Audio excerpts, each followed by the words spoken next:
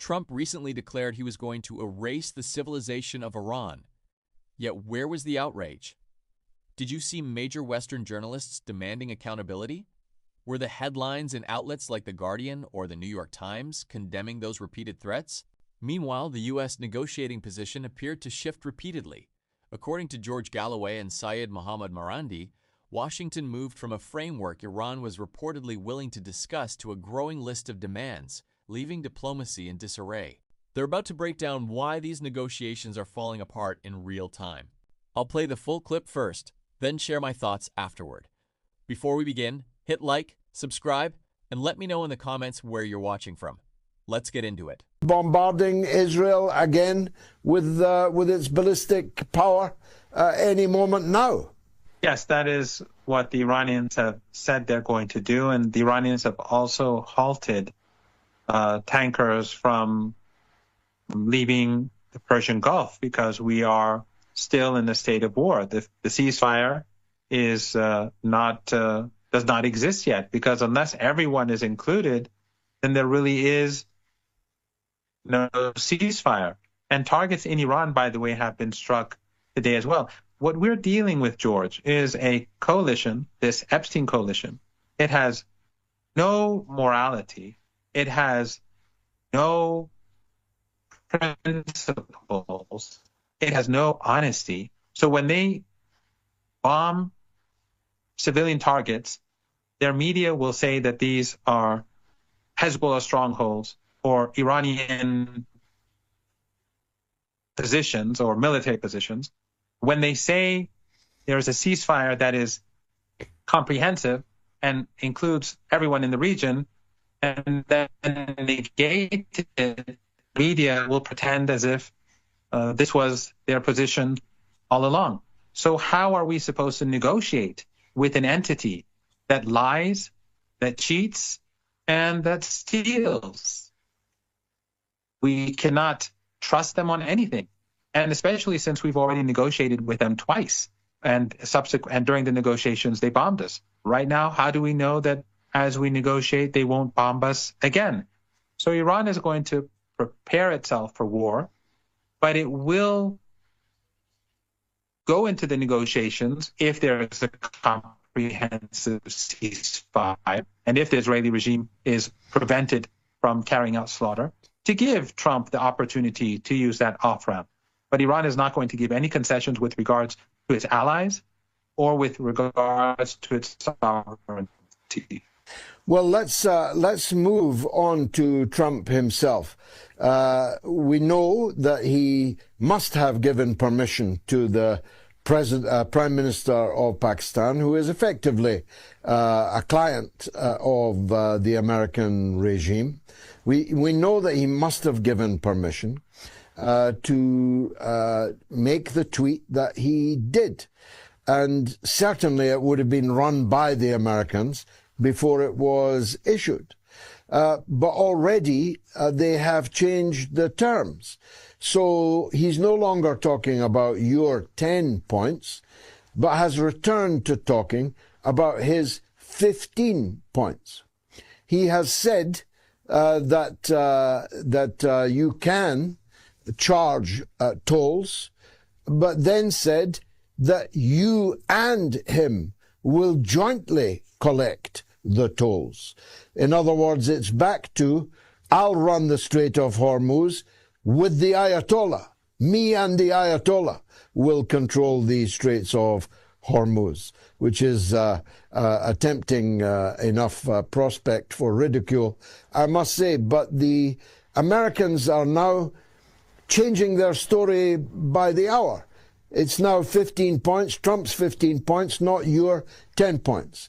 And above all, J.D. Vance will not, after all, be leading the American negotiating team, but the two perfidious deceivers, Witkoff and Kushner, who you were negotiating with before they advised Trump that he should now begin a war against you, having made a date to see you on Monday to continue the negotiations.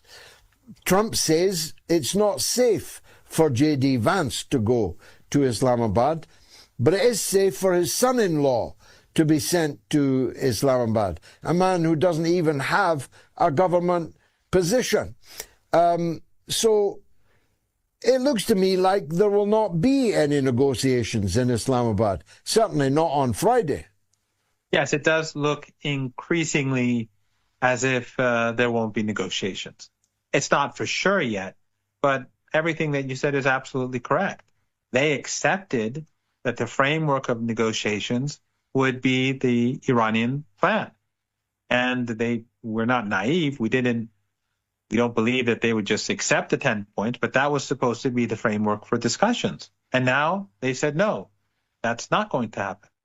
Then, as I said earlier, and as you pointed out, the ceasefire is supposed to include everyone in the region. And the Zionist regime, in its outrage, decided to slaughter Lebanese women and children, probably to please the Zionists in Palestine who love genocide according to their own polls, but also to make sure that there is no peace. Because if the peace is supposed to include everyone and not everyone is included, then there is no peace. This is what we're dealing with, George. We're dealing with a deranged and genocidal president, but also we are dealing with a deranged and genocidal political regime in the United States. George, just think about it. Trump has for weeks now been saying that he will obliterate Iran. He has been saying more recently that he will send Iran to the Stone Age. And even more recently, he said that he is going to erase the civilization of Iran. Last night, that was supposed to happen. Have you seen any major Western journalists tweet about this and say this is outrageous? This man should be put on, he should go to jail. Have you seen any major headlines in The Guardian or the New York Times condemning him for threatening Iran on multiple occasions and to threaten to carry out the greatest genocide in human history by far? Have you seen the moral outrage of the Western Epstein class controlled media? No. Why? Because they are no different than Trump. Trump's opponents dislike him. They attack him for the war, but not for moral reasons, because they correctly say that this is a stupid war, that it is hurting the United States, that it is destroying the empire, which it is destroying, and it is foolish. But they do not condemn Trump for attacking or threatening to slaughter Iranians. In fact, throughout this entire war, they've been trying to demonize Iran as much as possible to pave the way for war, or to pave the way for more murder, just like what we're seeing in Lebanon today. In the interview that I did for Times Radio, the host insisted that these were Hezbollah targets. On X, the X itself is saying that these are Hezbollah targets. So everyone is trying to justify these genocidal strikes, just like we saw in Gaza for 2.5 years.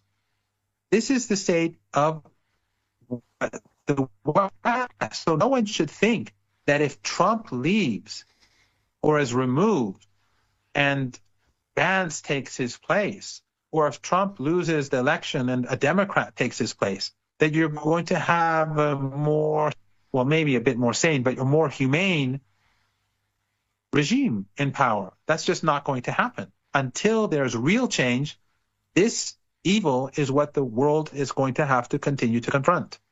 Let me turn to your near neighbour, with which I began this with no animus at all. Insofar as I now bear animus, it has grown exponentially with every week of this war. It is reported, and I've seen the photographs of the bombers, that the UAE bombed Iran either 5 or 8, according to which report you believe, hours after the ceasefire came into effect. Is this true? And what could possibly have been the justification for that? And what will the consequences of it be? It is apparently true.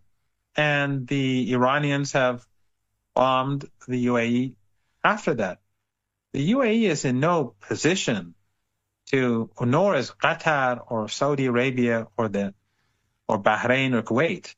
They're in no position to have any demands. They are going to have to pay reparations. Iran will extract the money to rebuild the country and to give to the families that have lost their loved ones as a result of this war. It will get this money from them.